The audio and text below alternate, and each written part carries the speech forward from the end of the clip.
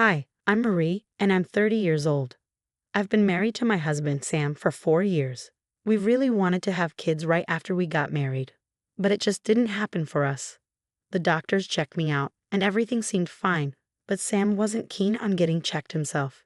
So we kind of gave up trying for a baby. Sometimes I wondered what might happen if Sam went for tests and treatment, but I realized that having a child isn't the only path to happiness. I never pushed him to go to the doctor. I work as an architect at a construction company, and I love what I do. My salary is good, and I find my job really fulfilling. So I started thinking that not having kids might be okay. Sam works for the government, and while he earns less than me, his job is stable. We have a great life together. We enjoy doing things we love, eating tasty food, and going on trips every now and then. That's Sally, my sister, calling me from outside the house with her sweet, pleading voice again. It's way too early for anyone to be dropping by, especially on a weekday. With a sigh, I made my way to the front door. Can you stop coming over so early? I'm sorry, but I've got something going on. Can you take care of Annie again? I looked after her just the other day, remember? Please, I need your help. Sally, who's 3 years younger than me, became a mom to Annie 4 years ago through a sudden marriage that didn't last long. Now she's raising Annie on her own. Lately, she's been relying on me to babysit several times a week for even the smallest reasons. It's urgent. I had no other choice, right? I have work too, but you're working from home, Marie. Just let her nap next to you, please, she asked, already placing Annie's things at the door as if it's already decided. Feeling unable to say no, I sighed and agreed to watch my niece. Thanks, I'll pick her up later, Sally said happily as she left. She was dressed up, wearing a short skirt. I wondered what she was up to. Watching her walk away in her high heels, I felt a mix of emotions. My 4-year-old niece is such a calm and easy child to care for. Sometimes she gets a bit teary, but her adorable smile makes everything better. Even though I thought having kids wasn't in the cards for us, spending time with her made me realize just how precious little ones can be. It saddens me to see her mom, my sister Sally, leaving her with me so often. I've mentioned to Sally that it's not ideal to leave her daughter so frequently, but I'm still happy to look after my niece. When Sally came to pick her up later that evening, she didn't even offer an apology. She just took her daughter and left in a hurry. Then my husband arrived home, and Sally left her child with us again for the day. I tried to talk to my husband about my day, but he seemed disinterested and barely responded. I understand that being a single mom is tough for Sally, but I also feel like my husband should be more supportive. He brushed off the conversation and went to take a shower. That's when I noticed his phone buzzing on the table, something he usually never leaves unattended. Curious, I glanced at the screen and saw that the caller was Sally. Confused, I wondered why she would be calling him. Before I could think too much about it, my husband returned and quickly grabbed his phone, rushing off to the bathroom. I tried to brush it off, but the message from Sally lingered in my mind. I need to see you urgently. Was Sally messaging my husband? Could he be cheating on me? These thoughts raced through my mind, but I couldn't find any solid answers. Since then, I never had another opportunity to check his phone. I'm feeling a bit peckish. Oh, sorry, sweetheart, I got distracted, I said as I lifted my niece into my arms. She looked up at me with those innocent eyes, melting my heart. If Sally is really having an affair with my husband, it means she's putting her desires ahead of her own child. How could she abandon such an adorable little girl? If my suspicions are true, I don't know if I could ever forgive either Sally or my husband. Here are the findings from the investigation. Thank you, I said, trying to steady my voice as I accepted the report from the detective agency I had hired. The results confirmed my worst fears. My husband was indeed having an affair. It hit me like a ton of bricks, but I managed to hold back my tears. I had mentally prepared myself for this moment. As it turned out, my husband and Sally were deeply involved in this affair. It wasn't just a one-time mistake or a brief lapse in judgment. They had been meeting several times a week, going to great lengths to cover their tracks. Looking back, I recalled how my husband, typically punctual and returning home from his government job, suddenly started working late on the days Sally brought my niece over. He always had some excuse ready to defend Sally's actions when she left her child with us. Why hadn't I noticed these patterns before? They both often came home at the same time, but I never connected the dots until now. Receiving the report, I was overwhelmed with uncertainty about what steps to take next. Should I confide in my parents or confront both of them? But before anything else, my niece came to mind. You're having an affair, aren't you? I confronted my husband abruptly, catching him off guard. What? No, what are you talking about? Don't spout nonsense, he retorted, clearly taken aback by my accusation. You're cheating with Sally, aren't you? I pressed, my certainty leaving him visibly flustered, his eyes darting around as if searching for an escape from the truth. Too late, I already know everything. Let's get a divorce, I declared firmly, his face flushed with anger at being labeled as the lowest of the low.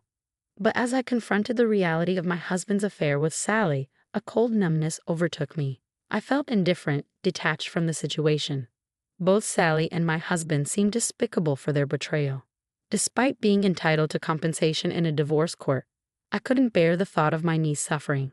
So I made the decision not to pursue compensation from Sally and to keep the affair a secret from our parents. Let me think about it. It's all so sudden, my husband replied, trying to regain his composure. Reluctantly, I agreed to give him time to process everything. Little did I know, it was a mistake. The next day, he didn't return home at his usual time. I waited anxiously, wondering if he and Sally were scheming something together. Despite my concerns, I chose to wait without reaching out to him. I was startled by the sound of a child crying nearby. Stepping outside, I couldn't believe what I saw. Annie, my niece, wrapped in a blanket, stood alone in front of my house, looking lost. My heart sank as I watched Sally and my husband speed away in their car. I hesitated for a moment, torn between chasing after them and staying with Annie, who was crying inconsolably. In the end, I couldn't leave her behind, so I stayed and watched their car disappear into the distance. How could they abandon a child like that? What if something terrible had happened to Annie while they were gone? The mere thought sent chills down my spine, filling me with anger towards the two people who could so callously neglect their responsibilities. They weren't human, they were monsters. As I lifted Annie into my arms, I noticed several papers bundled up with her blanket. Among them were divorce papers with my husband's signature and letters from both him and Sally. They apologized for their actions, expressing their love for each other and their desire to be together. They left Annie in my care. Reading those words filled me with a tumult of emotions, frustration, anger, and a profound sense of betrayal. Unable to contain my feelings any longer, I broke down in tears, overwhelmed by the sudden and drastic turn of events. I decided to confide in my parents about everything that had unfolded, including Annie being abandoned. They rushed over as soon as they could. Through tears, I showed them the evidence of Sally and my husband's affair, explaining the whole situation. Mom hugged me tightly, offering comfort, while Dad's hands trembled with anger. "What's your plan now?"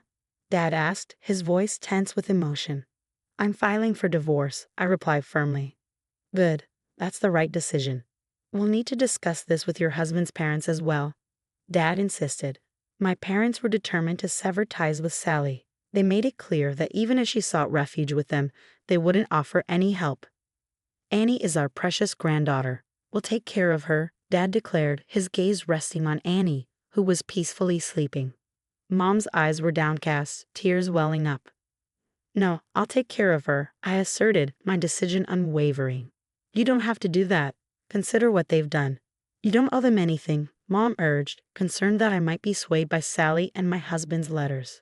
But my resolve was firm. "Annie is incredibly dear to me. I see her as my own child. I want to adopt her," I explained.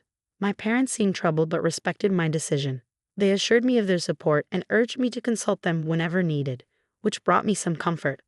The next day, I decided to inquire about my husband's whereabouts at his workplace, only to discover that he had already resigned. I was certain he had vanished without a trace. When I checked our bank account, it was wiped clean. I couldn't help but be impressed by how swiftly he had managed to empty it all in just one day. However, only a small portion of the money, which was in an account my husband had easy access to, had been withdrawn. The rest of our savings were safely tucked away in another account. I had made the decision to transfer the funds as a precaution, and now I was grateful for that foresight. It was a small move on my part, but it saved us from financial ruin.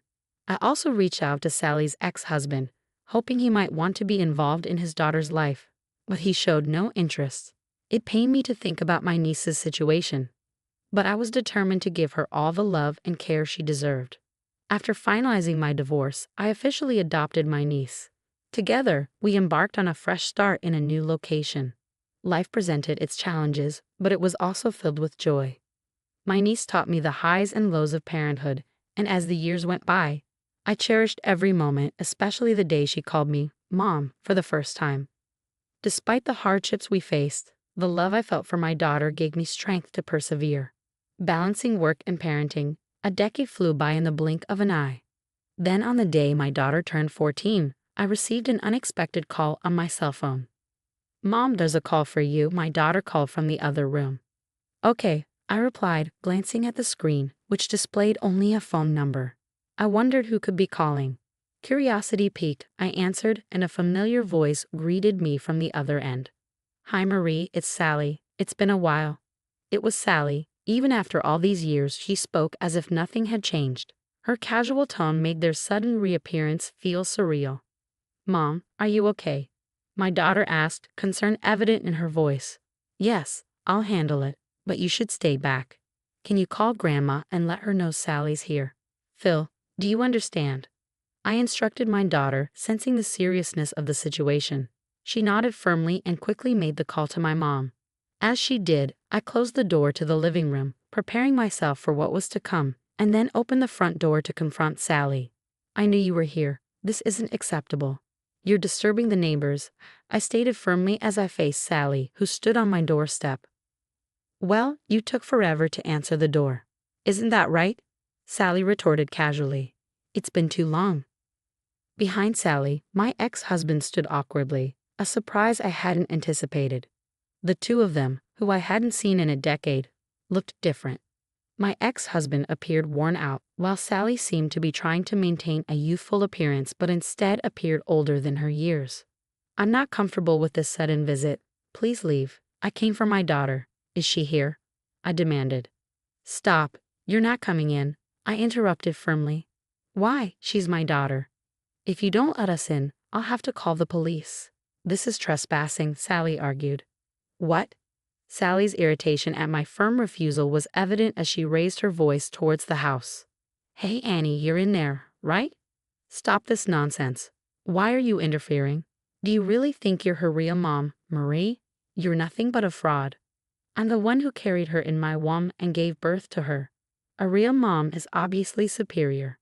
I wanted to retort to remind Sally of her decade-long absence and abandonment of Annie, but I hesitated, considering that my daughter might still harbor some curiosity about her biological mother.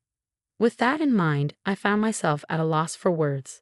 Seeing my hesitation, Sally laughed triumphantly and pushed past me, striding into the house. "Annie, Mom." "Ha, you've grown up. I'm your real mom," Sally declared. Confused by the sudden intrusion, my daughter looked at Sally with a mix of fear and uncertainty. Sensing my daughter's unease, Sally's expression twisted into one of displeasure. "Has this woman been filling your head with lies about me?" "It's all untrue. She's the one who took you from me and pretended to be your mom." "I'm your real mother," Sally insisted, her gaze shifting from me to my daughter. My daughter, angered by Sally's attitude, exclaimed, "Liar." "Yes, your aunt is the real liar, not me," Sally retorted. "What?" My daughter pointed directly at Sally, stunning both of us with her unexpected outburst. "Do you know how old I am? I'm almost 16, not 15. My mom raised me all these years, but she never told me about you. Still, I remember a little about you." Both Sally and I were speechless as my daughter continued, "I remember you yelling at me, not giving me food." "What? I never did such a thing," Sally denied vehemently. "You're not my mom. I have only one mom, not the one who gave birth to me, but the one who cared for and loved me. That's this mom," my daughter declared, pointing at me with conviction. My daughter gripped my sleeve tightly, and a surge of emotion overwhelmed me, threatening to spill tears. "What?" Sally exclaimed in frustration, her hand lifting as if to strike. Instinctively, I moved to shield my daughter, but Sally's movement abruptly halted. "Dad, it's you." My husband had returned without my notice, and he swiftly intervened, grasping Sally's arm and preventing any harm. Informed of the situation, he understood that Sally was the aggressor, while my ex-husband stood bewildered nearby, watching with a sharp gaze. "Are you both all right?" my husband asked calmly, his reassuring presence bringing a sense of relief to my daughter and me. Yes, we both replied, reassured by the steadiness in his eyes. You remarried. My ex-husband, who had failed to intervene in Sally's violence, was taken aback. That's none of your concern, I responded firmly. How dare you remarry without me? You left me and vanished after the divorce, remember? My ex-husband's accusatory tone was met with stern gazes from both my husband and me, leaving him speechless. What? Marie remarried? Living in this grand house with a husband? This is absurd. I took everything from her. Why does she seem happy? Sally's voice cracked as she screamed, her disheveled hair adding to her erratic appearance. These people have treated Mom horribly. My mom is only my mom, my typically reserved daughter passionately defended me. It's all right, stay here with Mom. Your parents are here too. We'll sort this out, my husband assured us, his gentle touch steadying me as I realized I was trembling uncontrollably. My husband escorted Sally and my ex-husband outside, their voices filled with nonsensical shouts. Mom, are you okay? My daughter's concern was evident in her voice. I'm sorry, I should have talked to you. I apologize, feeling a pang of regret. No, it's okay. I never told you either. I remembered my biological parents and thought you might be disappointed. If only I had done the right thing, I wouldn't have made you feel so insecure, my daughter admitted, her words heavy with remorse. I know you kept silent thinking of me. Me, I replied, tears streaming down my face as we embraced each other tightly. Fear, relief, and happiness mingled together as we cried together, the weight of the recent events finally released. Sally and my ex-husband were sternly reprimanded by my husband and parents for their unreasonable behavior. Despite their persistent attempts to reclaim my daughter, their motives were purely self-serving. My daughter's biological father, Sally's ex-husband, had recently passed away, leaving behind a significant inheritance for Annie, his legitimate daughter. Sally and my ex-husband sought to gain control of my daughter in pursuit of this inheritance. Sally, desperate for money, sought refuge at her parents' home, only to be turned away and ostracized. Though my daughter discovered the truth in a painful manner, she bravely accepted it and forged ahead. With the unwavering support of my loving daughter and devoted husband, I realized that family goes beyond blood ties. Our bond is rooted in love and resilience, surpassing any genetic connection. As I prepared breakfast with my daughter on a Sunday morning, I couldn't help but feel overwhelmed with gratitude for our happiness and the strength of our family bond.